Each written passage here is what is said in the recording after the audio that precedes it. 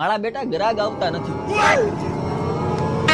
આ બાપા મને પતંગ લઈ દ્યો ને. આમ હાલ ને સાનું મન. ના ના હું નથી હાલવાનો, મને પતંગ લઈ દ્યો. યાર બહુ કરી હાલ આમ. હાલો સુરતી માંજા ખેંચી ખેંચીને કાપે.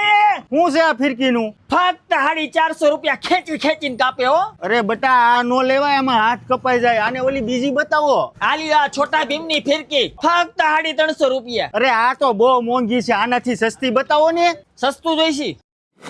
આલિયો આ લઈ જાઓ. આનું શું છે? ફક્ત 25 રૂપિયા. જો બટા આ લેવાય, હાથમાં લાગે નહીં.